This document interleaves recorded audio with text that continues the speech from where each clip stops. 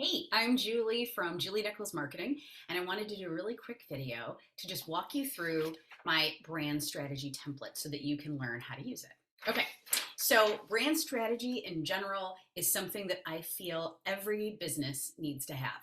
It's going to be the foundation of your house being your marketing, really. So doing the brand strategy work, all of that conceptual work before you try to do any marketing online is going to really benefit you, because everything that you decide for your brand strategy is going to inform your marketing strategy. So if you do your marketing strategy and try to get out there and do marketing initiatives first without doing the brand strategy, it's kind of like putting the cart before the horse. So let's put the horse before the cart, shall we? Okay, so I just want to show this to you.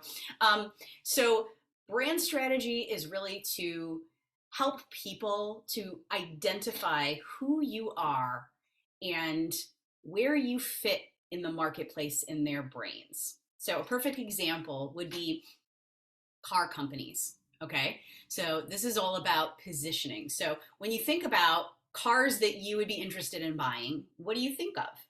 Some people may automatically be like, oh, Toyota all the way, or um, oh, BMW, hands down. There are people out there in the market that would never consider buying a Toyota. They would only consider cars at the level of a BMW. So in their minds, they've positioned where all the different cars are. You could kind of see them in a row. Like over here, we've got the BMWs and we've got the Mercedes. And over here, we've got the Toyotas and the Hyundais. And over here, we've got maybe the Kias. I'm not sure. I don't mean to rag on anybody's car. But as you can see, it's what the consumer thinks when they hear your brand, how they associate your brand with where you are in the market. So that's a lot of what brand strategy is. It's figuring out that thing and being able to use that in your messaging, in all of the words really that you use. That's really what content marketing is all about, and that's what I specialize in, is how do we use words and images in order to tell a story, to help our consumer to understand where it is that our business fits in their world and in the world amongst all of the other competitors like you. Okay. So first, when we look at this chart for brand strategy, you see this first row here, brand core. That's what you do first, okay? It consists of purpose, vision, and values. So when it comes to your purpose, that is, why are you doing this? Like, what is the purpose of your business existing? What are you trying to do? So that's what you would put here in this box. Under vision, it's, what do you imagine your business is going to be, a year from now, 5 years from now, 10 years from now? What do you ultimately want your business to become? If you were to kind of look into a crystal ball, what would you want to see? So having a vision is always really important. Values. This is absolutely very important, especially from the perspective of all the Generation Z people who are going to be entering, now entering the market after, coming out of school. And they really care about values. A lot of that generation, the majority of that generation, makes their buying decisions based on the values of the company. So a lot of that generation will buy based on their heart, based on what they feel is right, and the price isn't as important. It's important that that brand connects with their personal values. So it's very important. So you really need to define, what are your business's values? And you want to build your brand around your core values, not around you as a person. So even if you're a solopreneur like I am, and you pretty much run everything yourself and you wear 1,000 hats like I do, you really want to build that brand on the values of the business and not on you, John Doe, because then that allows your brand to be its own personality, its own entity, And it just kind of sets you up for success in the future if you were ever to decide that you wanted to sell your business or being acquired by somebody else. That brand that you've created is not you, it's its own thing. So something else to think about. Okay. All this said, I'm going to keep going, but I just want you to know is that I do a brand strategy workshop, and I sit down with you for an 8-hour day, and we go through exercises that I have to determine what goes in all these boxes. So there's a ton of other things that I do to help you get the answers that go in these boxes. So if you feel like you need somebody to hold you by the hand and walk you through all this stuff, let me know. Okay, moving on. Second column, brand positioning. Okay, so here we've got our audience, our market, and our goals. Okay, so audience, this is the place where you will define like, who is your ideal customer? What do they look like? Do they have a particular gender? Do they have a particular age range? You know, how much do they make at their job? Yeah, what kind of income do they bring home all the time? You know, what do they do in their free time? What do they like? What do they not like? So the more that you can like really get down to brass tacks about who this person is, the better you're going to be at figuring out how to talk to that person, because that's going to be the person you're going to talk to in all of your messaging. Okay, your market. I talked a little bit about this before. Your market, that is the, you know, you're going to basically picture all the other competitors, all other people who do the same thing that you do, and you're figuring out where it is you fall in that area. So you're going to want to like make a list of all of your competitors.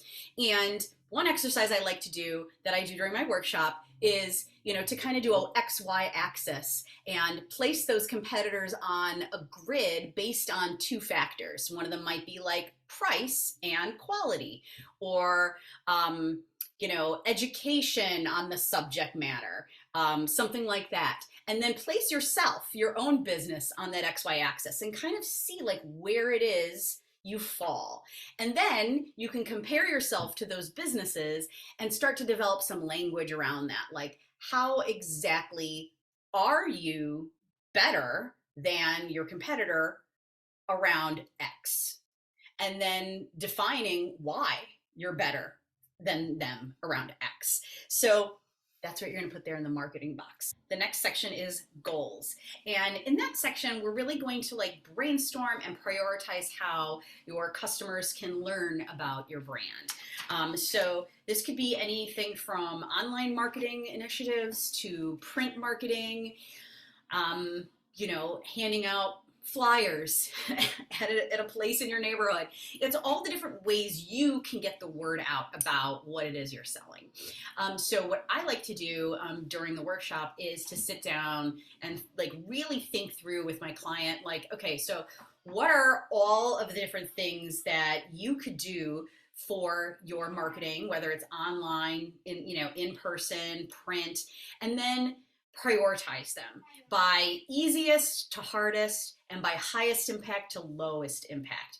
So once you kind of put all those out there and kind of grid them, you're going to want to look at the ones that make the highest impact and are the easiest. Those are the list of things that you're going to do first, and that's what's going to go in that goals section right there. The next best thing would be what makes the most impact but is the hardest. So that would be your second list of priorities. And then whatever is lowest impact but easiest to do, that would be third. And then things that are easy but low impact, we're going to kind of ignore those things for now. So it just kind of helps you to prioritize where are you going to start figuring out where your marketing strategy is going to go into. It's kind of just like the early stages of that. The last column is brand persona. Okay, so you've got personality, voice, and tagline. So when we talk about personality, this is something that is like, has been talked about like since the beginning of time, all the way going back to the Greeks. Plato is really, or was it Socrates? I'm pretty sure it was Plato. He was the one that talked about the hierarchies, and where is it? I'm gonna get my book. This is a great book.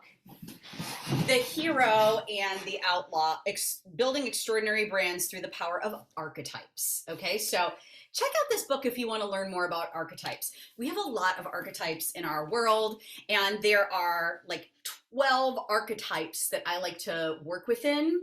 And basically what we do is we sit down and we analyze all the different archetypes. You know, here's some examples, like sage. A sage archetype would be like Yoda from Star Wars.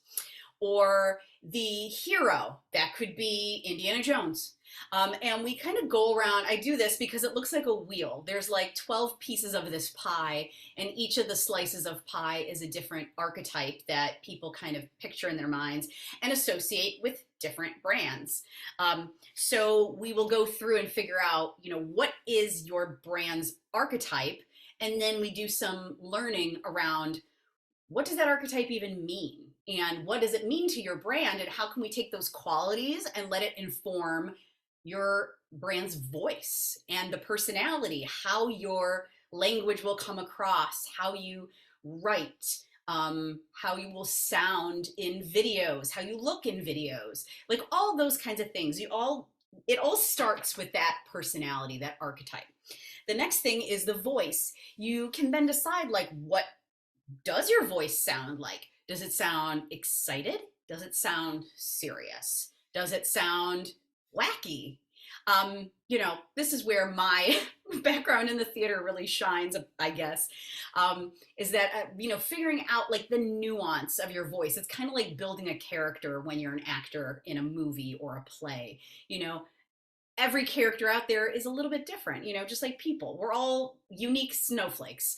So you'll want to figure out, like, how do you sound in relation to your competitors as well? Like, are you a little less serious than your main competitor? And is that something that's going to be attractive to the customer that you're trying to target? Okay, so once you figure out your voice, we then figure out the tagline.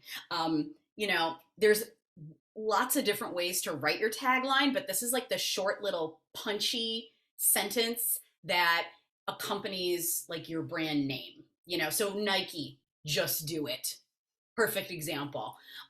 So there's lots of different kinds of taglines that you can look, and there's like tons of information about this on the internet. So if you are dirt poor, you can still do all of this. Nobody's stopping you. And I'm happy to be able to show all this to you to kind of lead you in the right direction. But like I said, if you need some help, let me know and we can talk.